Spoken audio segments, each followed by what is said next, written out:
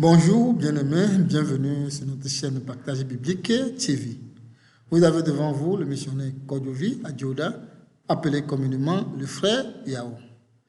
Alors aujourd'hui, nous continuons notre partage dans les paraboles selon l'évangile de Luc. Et aujourd'hui, nous allons partager sur la parabole du bon samaritain. Parabole du bon samaritain, selon Luc chapitre 10, le verset 25 à 37. Alors, vous savez, les paraboles ont des instructions, des enseignements précis pour nous.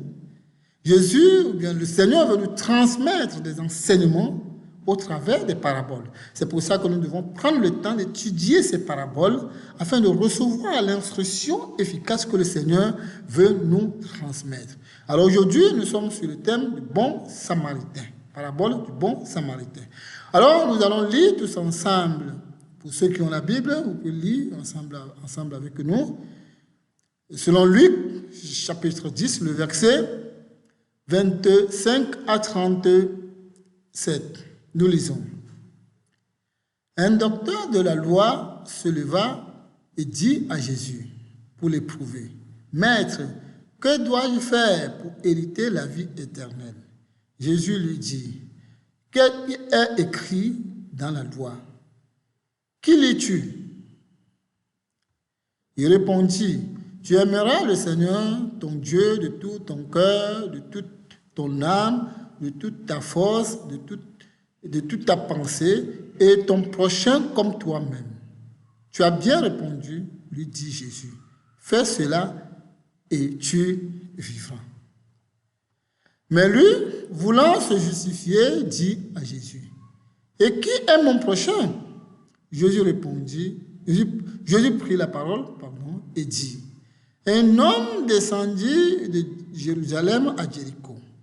Il tomba au milieu des brigands qui le dépouillaient, le chargèrent de coups et s'en allaient, le laissant à demi-mort. Un sacrificateur qui par hasard descendit par le même chemin, ayant vu cet homme, passa autre. Un Lévi, qui arriva aussi dans ce lieu, l'ayant vu, passa autre. Mais un Samaritain qui voyageait, étant venu là, fut ému de compassion lorsqu'il le vit. Il s'approcha et banda ses plaies en y versant de l'huile et du vin. Puis il le mit sur sa propre monture, le conduisit à une hôtellerie et prit soin de lui. Le lendemain, il tira 2 deniers, les donna à l'hôte et dit, « Aie soin de lui, et ce que tu dépenseras de plus, je te le rendrai à mon retour. » Lequel de ces 3 te semble avoir été le prochain de celui qui était tombé au milieu des brigands?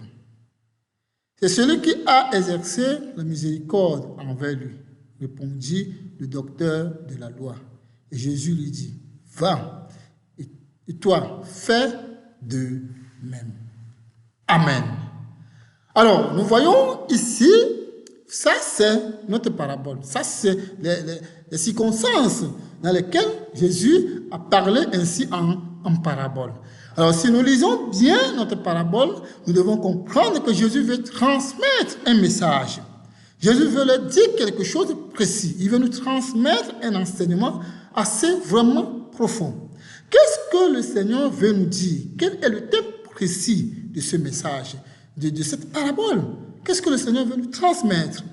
Alors, tous ensemble, nous regardons le thème que nous pouvons regarder dans notre parabole. C'est quoi? C'est ceci. Qui est mon prochain? Un secret pour obtenir la vie éternelle. Qui est mon prochain? Un secret pour obtenir la vie éternelle.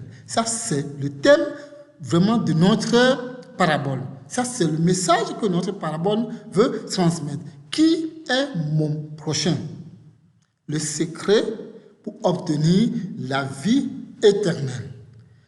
Alors, vous voyez, le Seigneur veut davantage parler de quelque chose vraiment pertinent et il parle en parabole afin que nous arrivions à chercher à comprendre qu'est-ce que le Seigneur veut nous dire afin de saisir le message ou bien la leçon que le Seigneur veut nous donner. Alors, tous ensemble, nous allons partager, si vous avez vos Bibles, nous allons lire tous ensemble, nous allons étudier cette parabole progressivement. Nous allons voir ce que le Seigneur a à nous transmettre. Alors, nous lisons rapidement le verset 25 et 26. Un docteur de la loi se leva et dit à Jésus, pour l'éprouver, « Maître, que dois-je faire pour hériter la vie éternelle ?» Jésus lui dit, « Qu'est écrit dans la loi? Qui lis-tu » Alors, nous voyons déjà ici une réalité. La chose qui a provoqué ou bien qui a poussé le Seigneur vraiment à parler ainsi en parabole, c'est ce point que nous venons de lire. Vous voyez, c'est ce point que nous venons de lire. Alors, vous voyez, après que le pharisien ou bien le docteur a posé la question, qu'est-ce que je dois faire pour hériter la vie éternelle? Ça, c'est sa préoccupation. Vous voyez? Et Jésus lui a bien dit, mais qu'est-ce qui est écrit dans les lois? Qu'est-ce que toi-même tu lis? Vous voyez? Tu lis quoi? Qu'est-ce que la loi dit? Alors, et lui, il répondit, tu aimeras le Seigneur ton Dieu de tout ton cœur, de toute ton âme, de toute ta force et de toute ta pensée, et ton prochain comme toi-même. Tu as bien répondu, lui dit Jésus. Fais cela et tu vivras. Amen. Vous voyez? Le désir, ou bien pour éprouver Jésus, il pose la question pour savoir qu'est-ce que je dois faire concrètement pour avoir la vie éternelle. Vous voyez? Mais pour lui, dans sa pensée, c'est pour éprouver, c'est pour voir ce que Jésus va répondre. Mais au fond, Jésus lui a répondu, mais qu'est-ce qui est écrit dans la loi? Et c'est ce qui est écrit dans la loi exactement que lui-même, il vient de citer. Tu aimeras le Seigneur, ton Dieu, de tout ton cœur, de toute ta force, de toute ta pensée. Et tu aimeras aussi ton prochain comme toi-même. Et Jésus dit, c'est bon, va faire ça. Vous voyez? Alors, il a bien répondu. Mais la seule chose, c'est qu'il n'arrive pas à comprendre même ce que lui-même, il a répondu. Alors, lui, maintenant, nous allons lire maintenant le verset 29. Il pose la question. Mais lui, voulant se justifier, dit à Jésus, « Et qui est mon prochain ?» Qui est mon prochain? C'est là où le nœud vraiment de notre parabole. Vous voyez, ça c'est le nœud, ça c'est la seule chose qui a poussé Jésus à démontrer qui est mon prochain. Parce que la loi dit, tu aimeras le Seigneur ton Dieu de tout ton cœur, de toute ta pensée, de toute ta force. Et la loi ajoute, voici ce qui est semblable, tu aimeras ton prochain comme toi-même. Vous voyez? Et les pharisiens, mais les docteurs connaissent très bien, ils saisissent très bien ces deux lois. Et ils savent très bien que ce sont ces deux lois qui sont les lois vraiment qu'il faut obéir. Mais ils ne comprenaient pas le sens. Vous voyez? Ils ne comprenaient pas le sens de qui est mon prochain. C'est pour ça qu'il a posé la question. Pour lui, c'est pour voir qu'est-ce qu'il va répondre. Mais au fond, c'est une question très, très pertinente. Et nous aussi, nous voulons découvrir aujourd'hui qui est mon prochain. Qui réellement est mon prochain? Vous voyez? Ça, c'est une question. Et c'est un secret. Et la vie éternelle dépend même de cette question. Dépend de ce prochain. Qui est mon prochain? Si tu ne connais pas ton prochain, il est impossible que tu aies la vie éternelle. Parce qu'on a la Bible est claire là-dessus. Que tu aimeras l'Éternel, ton Dieu, de tout ton cœur, de toute ta force, de toute ta pensée.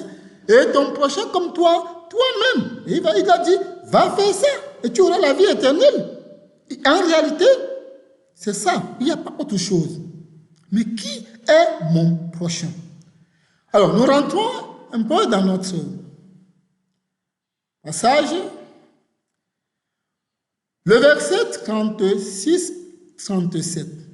Après que le Seigneur vraiment a parlé en parabole, il a posé la question à la fin. Et cette question que nous allons aussi étudier posément. Lequel de ces trois te semble avoir été le prochain de celui qui était tombé au milieu des brigands? C'est celui qui a exercé la miséricorde envers lui, répondit le docteur de la loi. Et Jésus lui dit, va et toi fais de même. Amen. Alors, nous voyons ici, après que Jésus a parlé en parabole de ce monsieur qui est tombé dans la main des brigands, et ceux qui sont passés outre, et ce bon samaritain qui est venu et qui a pris soin de cette personne. Et il a posé la question à ce docteur, parmi ces trois personnes, qui est le prochain de ce monsieur qui est tombé dans la main des brigands? Qui est son prochain? Il a dit, celui qui a exercé la miséricorde envers lui. Vous voyez, si c'est celui qui a exercé la miséricorde envers lui, ça veut dire que nous aussi, nous devons comprendre qu'il y a quelque chose. Souvent, nos pensées, ou bien dans notre tête, quand on parle de mon prochain, je vous dis, quand on parle de mon prochain, souvent nous, on a la pensée que c'est celui qui est à côté de moi, celui qui est dans le besoin, que je peux aider. Souvent, nous disons souvent, aide ton prochain comme toi-même, n'est-ce pas? Alors, vous voyez, mais nous avons une fausse idée de ce que la Bible appelle le prochain, ou bien ce que Jésus appelle aime ton prochain. Alors, si nous regardons bien dans le livre, ou bien dans le passage, je veux que nous soyons capables de décortiquer quelque chose dans le passage. Alors, si nous regardons dans le passage, Jésus a posé bien la question, lequel des trois te semble avoir été le prochain de celui qui était tombé au milieu des brigands?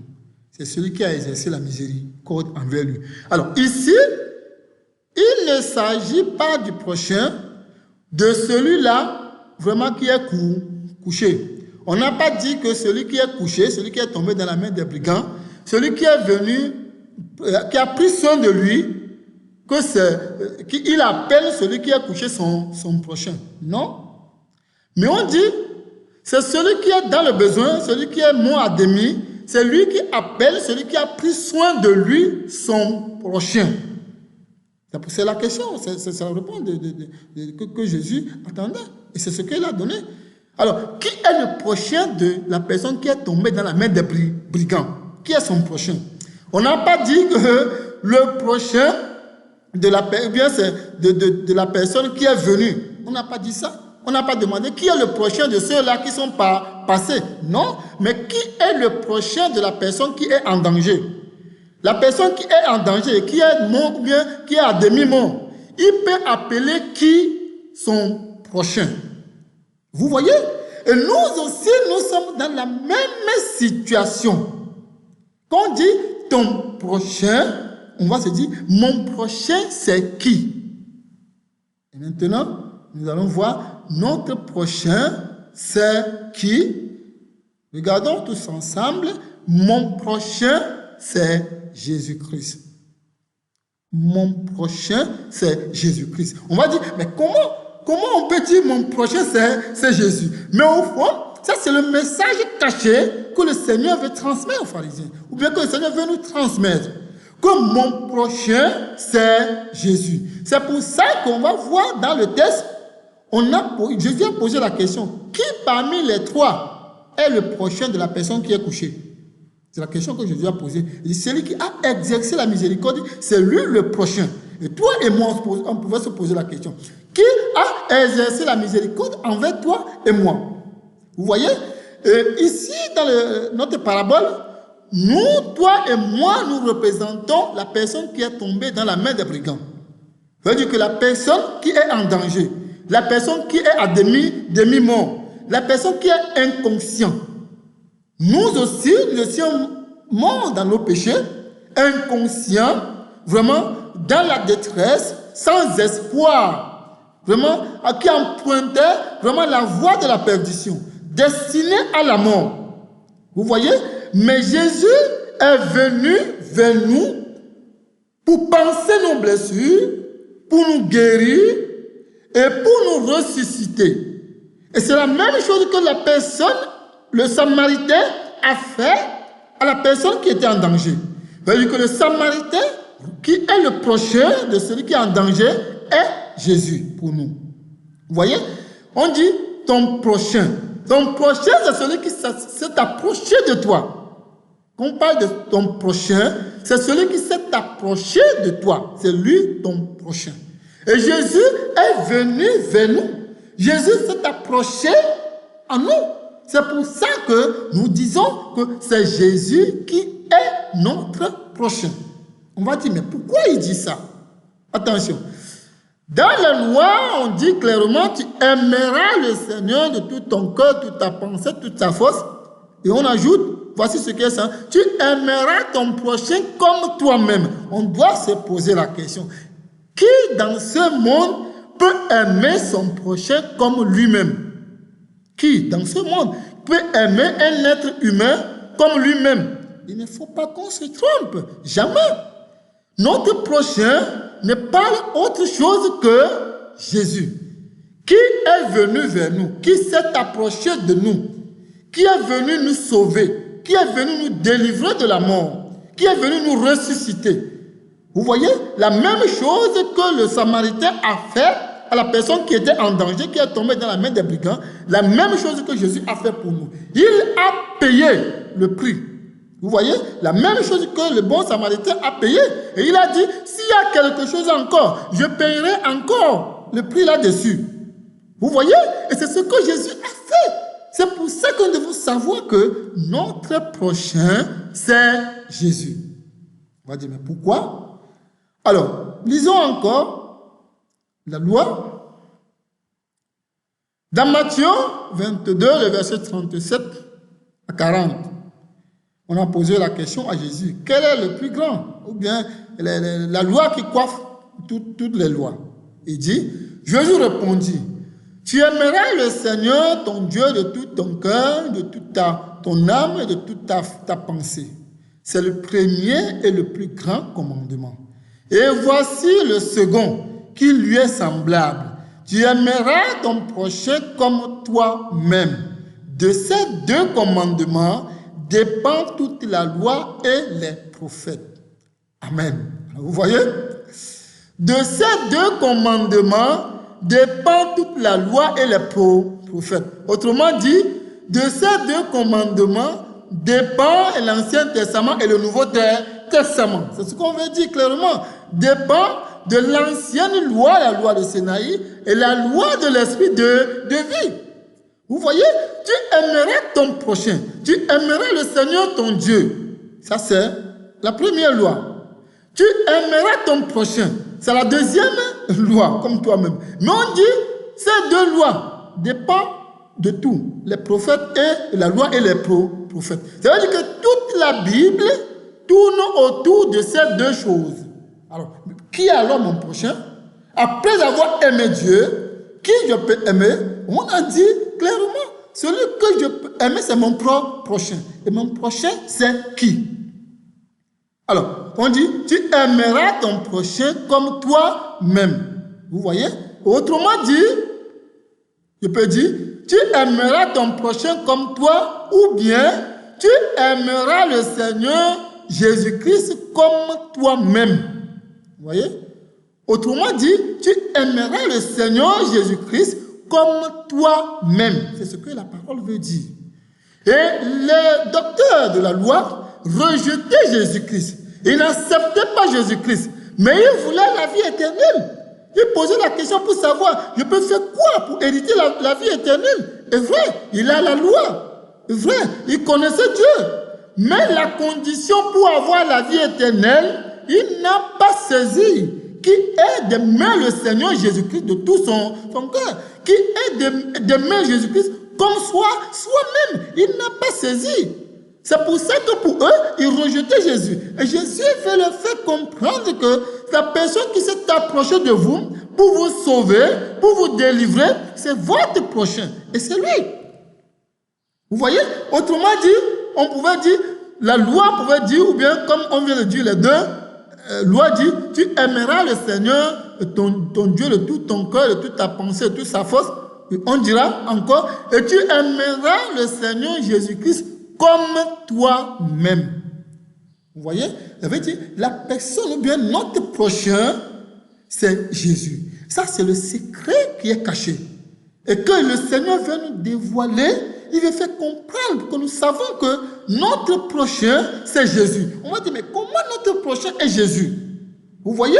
Alors, mais il n'y a pas autre chose, il n'y a pas autre moyen qui peut nous faire voir Dieu si nous n'avons pas l'amour pour Jésus. Si nous n'aimons pas le Seigneur Jésus-Christ. Si nous n'acceptons pas Jésus comme nous-mêmes. Il n'y a pas autre possibilité pour avoir la vie éternelle. Alors, regardons encore rapidement ceci. Dans Colossiens, chapitre 3, le verset 23, 24. Tout ce que vous faites, faites-le de bon cœur, comme pour le Seigneur et non pour les hommes. Sachant que vous recevez du Seigneur l'héritage pour récompense, servez Christ le Seigneur. Amen. Vous voyez, ici, Colossiens est clair dans ses dites. Et qu'est-ce que Colossiens dit? Il dit, tout ce que vous faites, faites-le de bon cœur, comme pour le Seigneur et non pour des hommes. Vous voyez? Ça veut dire que, en réalité, c'est Jésus qui est mon prochain. Vous voyez? C'est le Seigneur qui est mon prochain. Toute chose que je dois faire à n'importe qui, je dois faire ça comme pour le Seigneur. N'importe quoi que je peux faire à quelqu'un, je dois le faire comme c'est au Seigneur que je suis en train de faire la chose et non à un être humain. Ça veut dire que Dieu lui-même connaît que nous n'avons pas de capacité, nous ne pouvons pas aimer un être humain. Mais pour prouver notre amour envers le Seigneur, n'importe quoi que tu peux faire à un être humain, sache-le que c'est au Seigneur que tu le fais. Fais-le de bon cœur. Ne le fais pas en regardant l'homme, en regardant l'être humain. Non, fais ça en regardant le Seigneur Jésus-Christ. Parce que c'est le Seigneur Jésus-Christ qui est ton prochain. Que tu dois aimer comme toi-même pour hériter la vie éternelle. Vous voyez?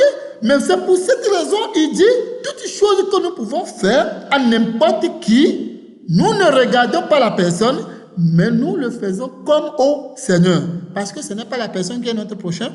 C'est Jésus qui est notre prochain. C'est Jésus que nous devons aimer comme nous-mêmes. Mais n'importe quoi que nous pouvons faire à qui que ce soit, nous devons le faire de bon cœur comme c'est au Seigneur. Et qu'est-ce qu'il ajoute encore, le verset 24? Sachant que vous recevez du Seigneur l'héritage pour récompense. Vous voyez? Ça, c'est cet héritage que le pharisien ou bien que le docteur a demandé. Que dois-je faire pour hériter le royaume? On a dit, alors, toute chose que tu veux faire à n'importe qui, fais-le de bon cœur, comme pour le Seigneur. Autrement dit, aime le Seigneur comme toi. Et après, on a dit, et tu hériteras vraiment cette récompense. Vous voyez? Ça veut dire qu'en réalité, ce que Dieu demandait, ce que le Seigneur demandait, c'est que nous arrivons à comprendre que nous avons l'intérêt à prouver notre amour envers le Seigneur. Vous voyez? Et quoi que ce soit que nous pouvons faire, nous devons le faire sachant que pour le Seigneur. Je pose la question, mais est-ce qu'il en est ainsi pour nous aujourd'hui? Est-ce que les chrétiens, ils vivent cette réalité?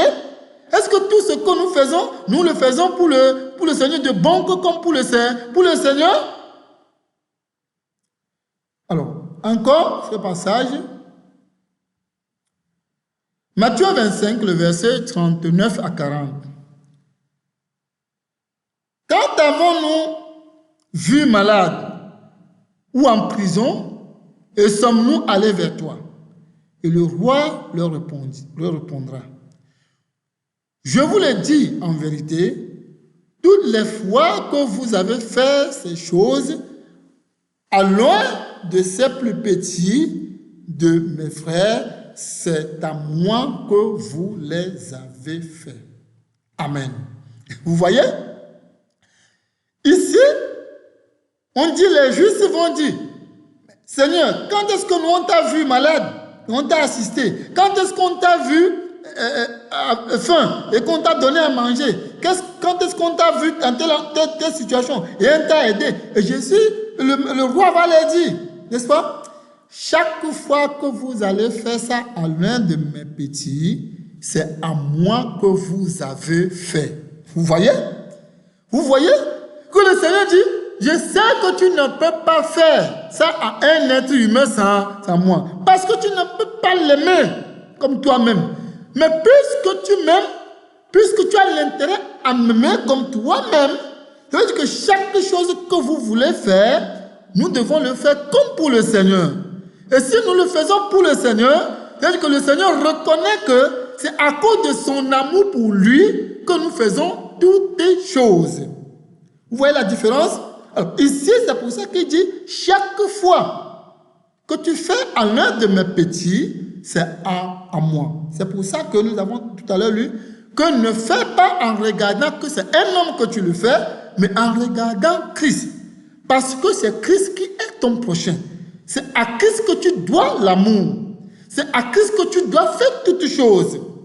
Mais la question qui se pose aujourd'hui, est-ce que nous vivons cette réalité? Vous voyez, on doit se poser la question. La Bible dit, Jésus, qui est notre prochain?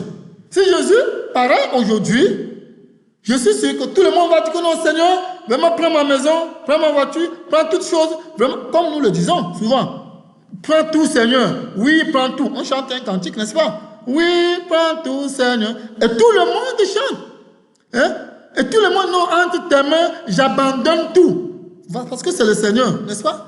Mais est-ce que tu abandonnes tout dans la main de quelqu'un d'autre, d'un être humain? Et Jésus dit, chaque fois quand tu le fais, c'est à moi. Vous voyez? Alors, ça veut dire que le Seigneur veut nous présenter en réalité c'est lui notre prochain. C'est lui notre prochain. Mais maintenant, il a mis les êtres humains, il a mis les individus afin que nous puissions exercer cet amour que nous avons pour lui envers eux. Sans regarder ces êtres humains, sans regarder ces hommes, mais en regardant uniquement Jésus. Alors, est-ce que nous le faisons? Est-ce que nous aimons Jésus comme nous-mêmes? Encore, nous lisons le passage qui suit, toujours dans Matthieu. J'étais étranger et vous ne m'avez pas recueilli. J'étais nu et vous ne m'avez pas vêtu. J'étais malade et en prison et vous ne m'avez pas visité. Ils répondront aussi, Seigneur, quand avons-nous vu, ayant faim, ou ayant soif, ou étranger, ou nu, ou malade, ou en prison, et nous ne t'avons pas assisté? Et il leur répondra, je vous le dis en vérité, toutes les fois que vous n'avez pas fait ces choses à l'un de ces plus petits, c'est à moi que vous ne l'avez pas fait. Amen. Vous voyez, nous, les enfants de Dieu doivent être conscients que la vie chrétienne, ce n'est pas une vie autre que notre vie quotidienne en vivant avec les autres. Vous voyez? Jésus est clair dans ce qu'il veut transmettre. C'est pour ça qu'il a pris l'exemple de ce bon samaritain. Et celui qui est dans le besoin, vraiment, imaginez-vous quand il se réveille et qu'il rencontre la personne qui avait pris soin de lui, quel amour il pouvait prouver envers lui. Et Jésus dit, cet amour que vous avez pour moi, chaque fois que vous faites ça à un de mes petits, c'est à moi que vous avez fait ça. Vous voyez? Et d'autres vont dire, mais Seigneur, nous on t'avait vu où? Tu étais où? Tu avais fait en quel moment? Et que nous on t'a pas donné à manger? Et il dit, aussi longtemps que vous n'avez pas fait ça à l'un de mes petits, c'est à moi que vous n'avez pas fait ça. Vous voyez? Ça veut dire que l'homme doit manifester son amour envers quiconque comme c'est au Seigneur qu'il fait ça. Comme c'est pour le Seigneur qu'il est en train de faire. Mais imaginez-vous, si tout le monde ne pouvait comprendre la vie chrétienne de cette manière, dis-moi, comment serait la vie chrétienne aujourd'hui? Si tout le monde pouvait comprendre que l'amour que je dois pour le Seigneur, je dois manifester ça envers quiconque, comme pour le Seigneur. Mais aujourd'hui, nous voyons, chacun insulte l'autre. Et si c'est Jésus qui était devant toi, tu pouvais l'insulter? Non. Et Jésus va te dire, aussi longtemps que tu n'as pas fait ça à un de mes petits, alors tu ne m'as pas aussi fait. Et si tu l'avais insulté, ça veut dire que tu as insulté Jésus. Si tu as tapé l'autre, ça veut dire que tu as tapé aussi Jésus. Tu as fait du mal à l'autre, ça veut dire que tu as fait du mal à Jésus. Si nous avons l'amour du prochain, l'amour de Jésus, nous devons démontrer cet amour envers le Seigneur. Vous voyez? Nous regardons encore ce passage. Nous allons lire encore ce passage. 1 Jean chapitre 3, le verset 16, qui dit ceci. Nous avons connu l'amour en ce qu'il a donné sa vie pour nous. Nous aussi, nous devons donner notre vie pour les frères. Amen. Vous voyez? Nous avons connu l'amour de Dieu. Et il a témoigné ça envers nous, en donnant son Fils unique, en envoyant son Fils pour être proche de nous, pour nous sauver. Et nous avons connu qu'il nous a aimés. Mais nous aussi, nous devons témoigner notre amour envers le Seigneur. En quoi faisant? En donnant aussi notre vie pour les autres. Comme le Seigneur dit, tu dois aimer ton prochain comme toi-même. Ça veut dire que Jésus comme toi-même. Et Jésus lui dit, aussi longtemps que tu le fais à un de mes petits, c'est à moi le Seigneur que tu as fait ça. Vous voyez? Vous voyez combien de fois les chrétiens n'arrivent pas à comprendre la réalité que le Seigneur veut transmettre? À chacun de regarder sa vie. Chaque fois quand tu veux faire quelque chose, chaque fois quand tu veux agir d'une manière, est-ce que tu réfléchis pour savoir c'est à qui je suis en train de le faire? Chaque fois que tu te mets en colère, c'est contre qui que tu te mets en colère? Chaque fois que tu fais quelque chose qui n'est pas bon, c'est contre qui que tu le fais? Chaque fois que tu fais quelque chose de mauvais à ton prochain, je veux dire, il y a assez de choses que nous faisons, pensant que nous faisons aux êtres humains, mais au fond, c'est le Seigneur que nous faisons tous ces mal. Et si le Seigneur se présentait devant nous, c'est parce que nous ne connaissons pas le Seigneur comme notre prochain. C'est pour ça que nous ne sommes pas capables de vivre ainsi. Mais si nous reconnaissons que nous devons aimer notre prochain comme nous-mêmes, c'est le thème qu'on a utilisé. Aimer ton prochain comme toi. Vous voyez? De la même manière que toi-même tu peux s'aimer, c'est la même manière que tu dois aimer ton prochain. C'est-à-dire que la même chose que tu veux vivre, la même chose que tu veux faire, la même pensée que tu veux avoir, vraiment le désir que tu peux avoir, toute chose que tu veux, il faut que ça soit bien pour toi. C'est la même manière que tu dois aussi faire pour ton prochain, pour le Seigneur. Et le Seigneur dit, aussi longtemps que tu n'as pas fait ça à un de mes petits, tu ne m'as pas aussi fait. Mais aujourd'hui, nous voyons, quand on dit dans l'assemblée, qui veut donner pour construire, qui veut faire comme ça, qui veut donner pour le pasteur, des gens courent pour aller donner, pensant qu'ils donnaient pour Jésus. Et je vous dis, vous vous trompez. Jésus dit, aussi longtemps que tu n'as pas fait ça à un de mes petits. On laisse quelqu'un qui a faim à côté de nous, mais pour aller donner au pasteur qui a assez. On laisse quelqu'un qui est malade à côté de nous qu'on peut aider, mais on peut aider une personne qui a peut-être de ces millions. Vous voyez? On n'a pas la pensée que l'amour que nous pouvons prouver avec qui que ce soit, c'est au Seigneur que nous le faisons. Mais on pense que c'est dans l'assemblée, ou bien ce que nous apportons à l'assemblée, ce que nous donnons aux pasteurs, ou bien aux hommes de Dieu. Alors c'est ça qui fait que nous donnons à Dieu. Faux, ce n'est pas vrai. Jésus dit, aussi longtemps que vous n'avez pas fait ça à l'un de mes petits, c'est à moi que vous n'avez pas fait ça. C'est à moi que vous n'avez pas fait ça. Alors, nous devons comprendre que ce n'est pas pour rien que le Seigneur a mis les individus ou bien des êtres humains tout autour de nous. Ce n'est pas pour rien qu'il y a assez de monde dans ce monde ici. C'est pour que nous arrivons à démontrer notre amour envers le Seigneur en agissant envers les êtres humains.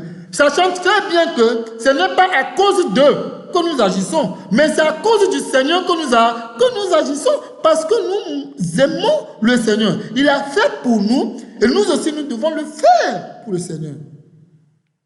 Nous voyons, nous lisons encore ce passage, Matthieu chapitre 7, et nous lisons le verset 12. Tout ce que vous voulez que les hommes fassent pour vous, faites-le de même pour eux, car c'est la loi et les prophètes. Amen. Vous voyez? Tout ce que vous aimez que les hommes fassent pour vous, faites-le de même à eux. Il dit c'est la loi et les prophètes. Ça veut dire que c'est ce qui résume toute la Bible.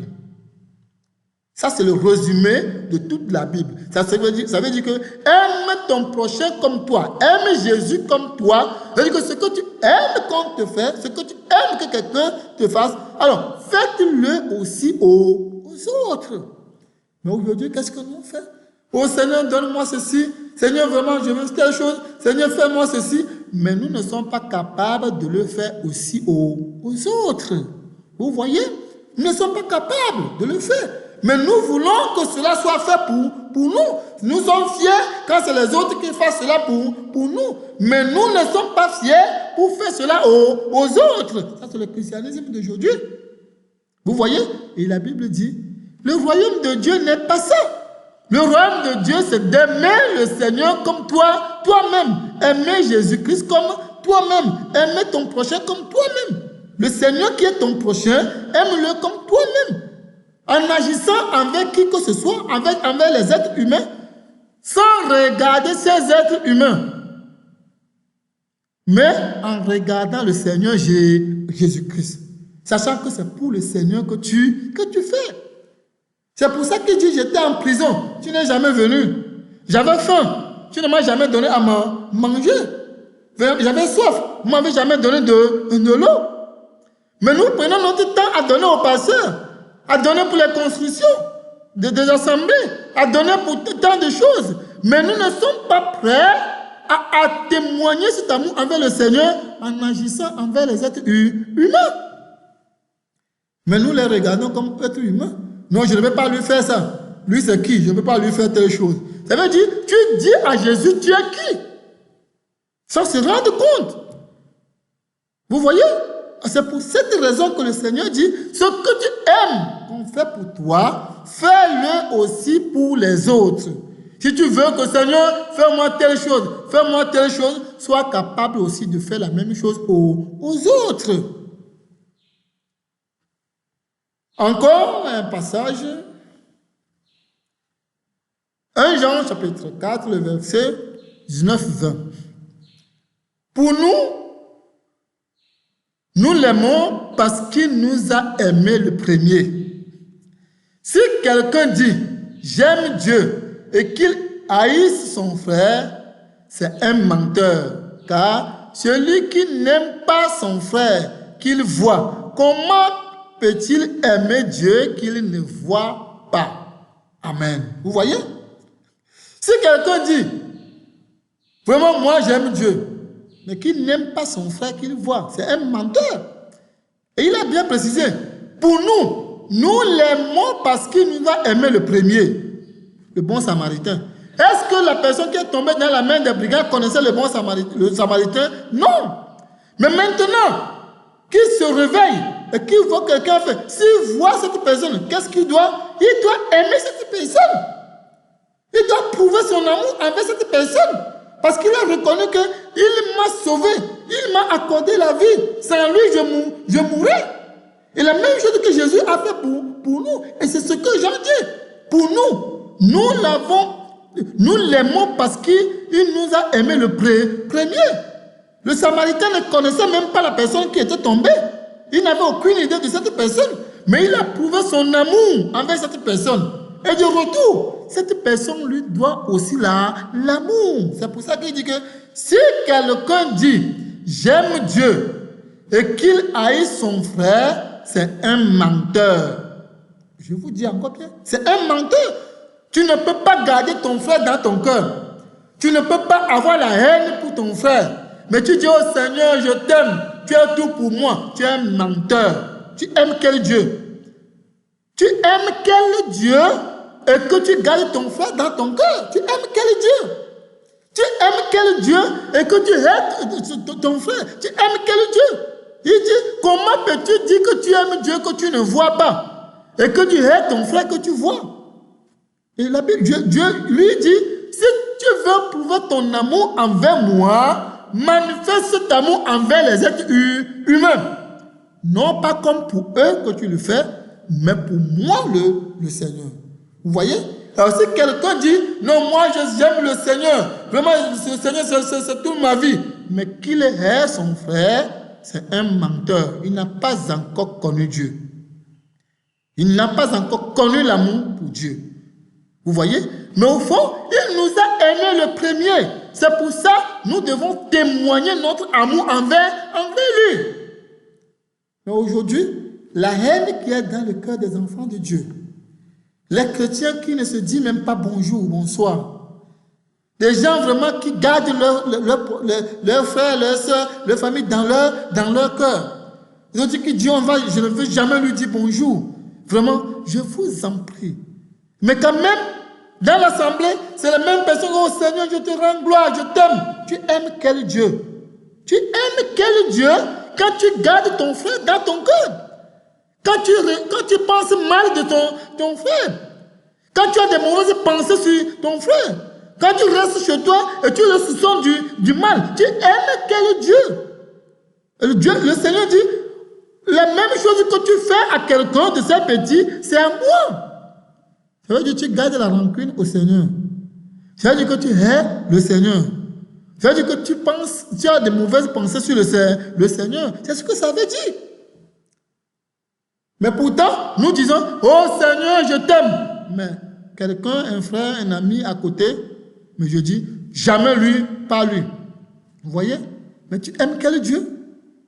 Mon prochain, c'est Jésus. Et je dois voir Jésus dans tout être humain. Toute chose que je dois faire à n'importe qui, je dois le faire comme pour le Seigneur et non pour la personne. Parce que si ce n'est qu'un être humain, je ne peux pas l'aimer comme moi-même. Non. Mais la seule personne que je peux aimer comme moi-même, c'est Jésus. C'est pour ça que je ne peux que voir la face de Jésus dans n'importe quel individu qui se présente devant moi.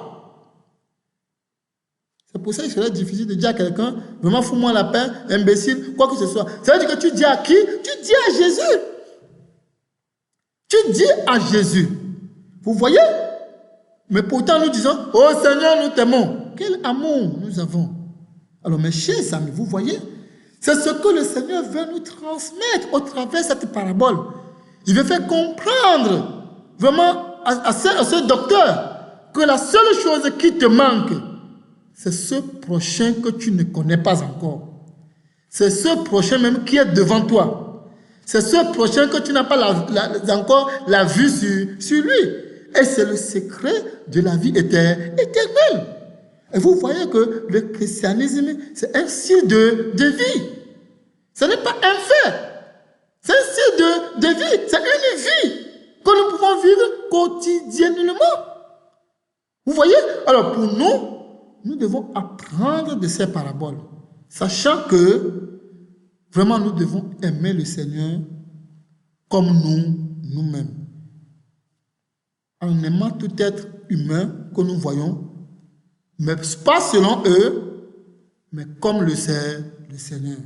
Autrement dit, je vois la face du Seigneur sur toutes les faces qui se présentent devant moi.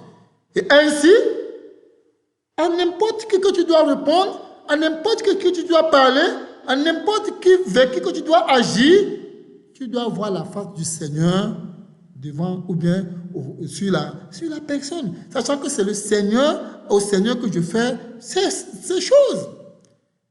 Alors, c'est tout ce que le Seigneur veut nous transmettre, que nous puissions savoir qui est notre prochain. Que c'est Jésus qui est notre prochain. Et nous devons voir Jésus, vraiment la face de Jésus, sur la face de tout être humain. Afin que toutes choses que nous pouvons faire à qui que ce soit à Jésus que nous le faisons et non à la personne. Et afin que le royaume des cieux soit ouvert pour nous.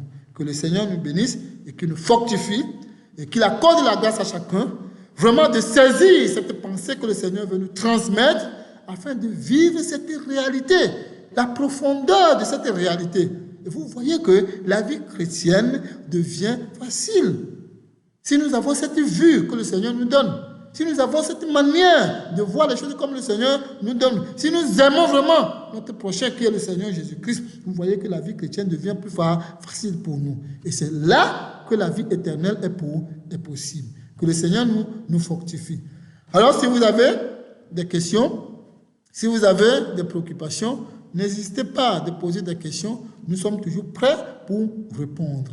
Nous prions toujours à Dieu d'accorder l'intelligence à chacun de nous, de saisir et de comprendre vraiment la pensée que le Seigneur veut nous transmettre.